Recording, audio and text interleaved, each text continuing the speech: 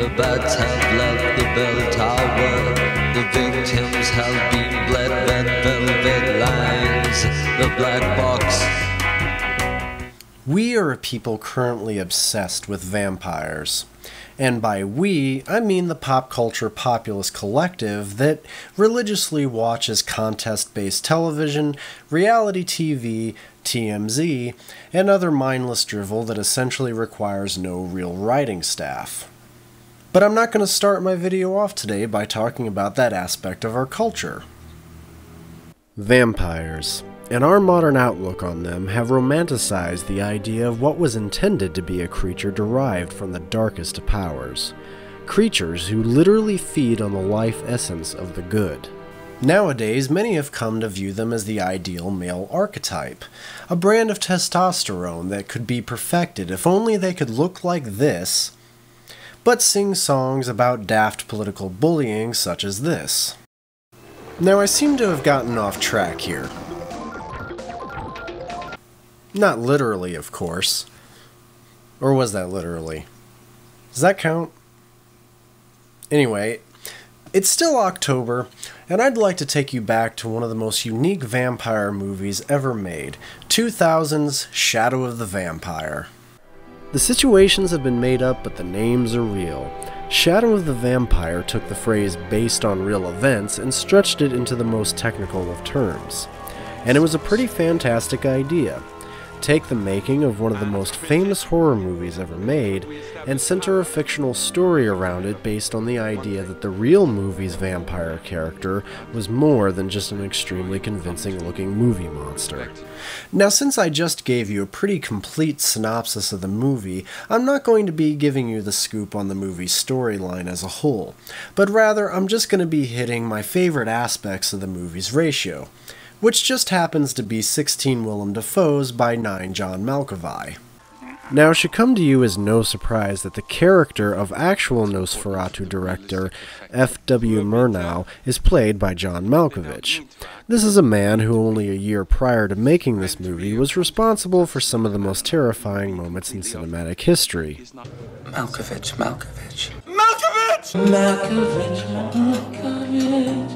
Malky immerses himself in this role like he has done many other times throughout his career, and it's really a ton of fun to watch him be able to orchestrate every motion and expression of the actors as they are filming.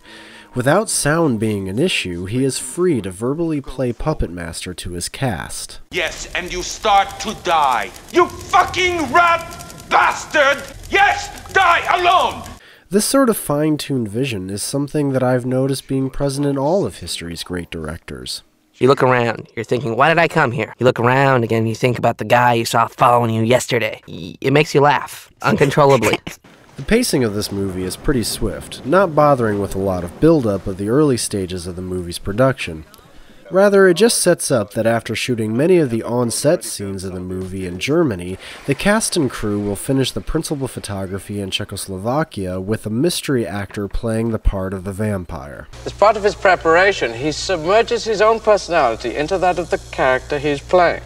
A doctor told me he went to Czechoslovakia weeks ago to absorb the flavor of the place, I suppose. No one knows specifically who this particular actor is, they only know his name. Shrek. I suppose you were expecting the last cut of that sequence to be Donkey! Well, I've already done 2 Mike Myers movies without making a Shrek joke, and I'm not gonna start now. Avoided that pretty nice, didn't I? Willem Dafoe. He is quite possibly the most convincing depiction of an old-world child of demonic descent that I have ever seen. And even in a supernatural role like this, Dafoe manages to work his own experience to the screen. I'd like some makeup. Well, you don't get any. Yes, it's true that Willem Dafoe has led a career of many a layered faces, which change from movie to movie. Now there's Dafoe with some makeup, Dafoe without any makeup, and Dafoe with just the right amount of makeup. Now, long given into his fate, Max Schreck has since let his evil consume him. Despite this, you can still see him as a tragic character. He's not completely devoid of the concept of the human experience. I feed The way old men pee. Sometimes all at once. Sometimes drop by drop. There is a tiny glimmer of emotion within Willem Dafoe's monster, a character element illustrated when he is shown experiencing the sight of his own shadow, which is a lovely nod to the depiction of the original creature's powers being carried by Shadow in the original film. And just imagine being this soulless shell living within the bowels of small society and being exposed to this new medium of moving pictures, which provide a terrible chance to gaze once again at the sunrise.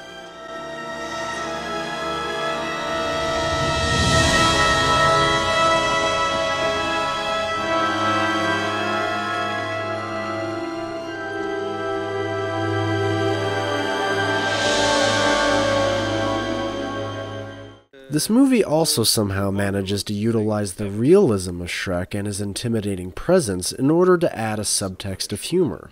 Watching members of the movie troupe continue to consider him as nothing more than a convincing actor almost seems to be written into parody, but it's still somehow genuine. No, we're getting somewhere.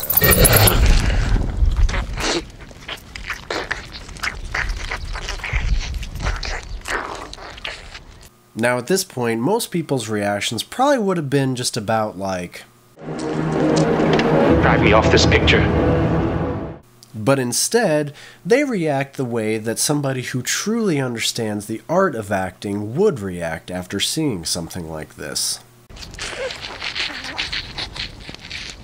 Shrek, the German theater needs you. What an actor. Oh, and by the way, just so nobody feels as though I'm skimping out on an obvious joke, blah blah blah, Ozzy Oz blah, bat biting blah, punchline, moving on. Blah, blah. Now, of course, Malky and Dafoe aren't the only people in this movie worth talking about. Udo Kier plays the producer Albin Grau, who seems to play the German persona with just the right amount of unfairly stereotyped flamboyance that non-Germanic audiences expect of most German characters that aren't Nazis. Udo is also the centerpiece of one of the movie's strangest and funniest scenes. Shrek had decommissioned the first photographer, so Cary Elwes shows up as the new photographer and begins to immediately talk of his own creative influence. This is when he's confronted by Herr Producer. It's a shame you won't have the chance to demonstrate your more esoteric skills on my production. I'm Albin Grau, the producer. Okay, I have no idea what that scene was all about, and never again does Albin Grau's character ever actually act like that, but there's something about that whole sequence that, I don't know, just never gets old to me. I'm Albin Grau, the producer. It is sad that you will not be able to be demonstrating any of your esoteric confectionery skills.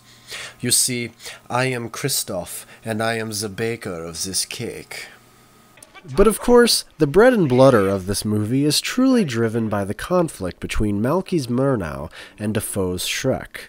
These are two actors in a series of confrontations where they are stripped down as actors. The scenes between the two of them are all within meticulous sets and locations, and despite your overall perception of the surroundings, you seem to see and hear only them. Murnau and Shrek are not good and evil. They are simply human and monster. A human sociopath that will prey on those around him to achieve what he desires, no matter what the cost. He is pitted against the will of the undead Nosferatu, a creature that must prey on others in order to survive. You and I are not so different. These two provide a couple of moments together that hit you as being altogether human in spirit and emotion, despite the fantasy of the situation. Don't think I can't harm you. Tell me how you would harm me. And even I don't know how I could harm myself. When the tension spikes and Murnau finally lashes out against the vampire, it is both frightening and prolific. This is the first reveal in the movie that Shrek truly cannot be harmed by mortal hands. But more importantly, I think it was no coincidence that in this scene, more so than in any other, it almost looks as if the two characters could be looking at themselves through a mirror that reveals what they see within themselves. The human as a monster, and the monster as a human.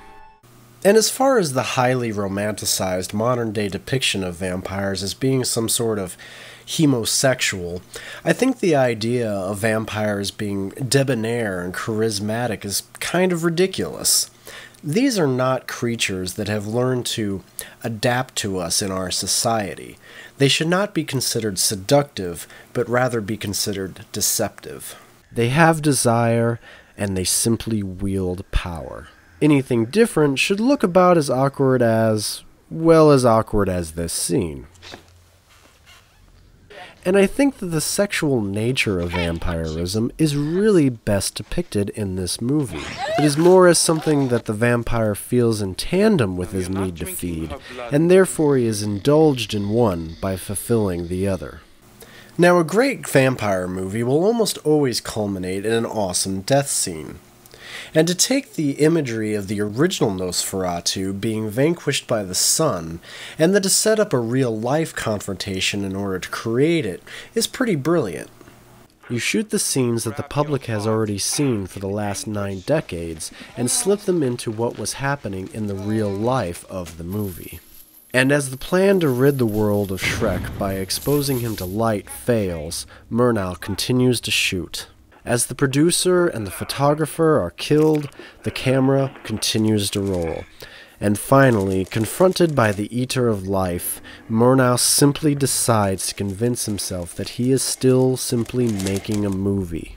Frankly, Count, I find this composition unworkable. Could you return to your original mark, please? And by convincing himself, he quells the demon to believing the same. If it's not in frame, it doesn't exist. And as the gate is opened to reveal the sun to the nameless creature we refer to as Max Schreck, Murnau continues to play puppeteer to the scene, waxing poetic to the vanquishing of the vampire. Then finally you must turn to meet the sun. The death of centuries. Moonchaser, blasphemer, monkey, vase of prehistory. Finally to Earth. And finally born. And the final note of the film, it's as eerie as anything that came before it.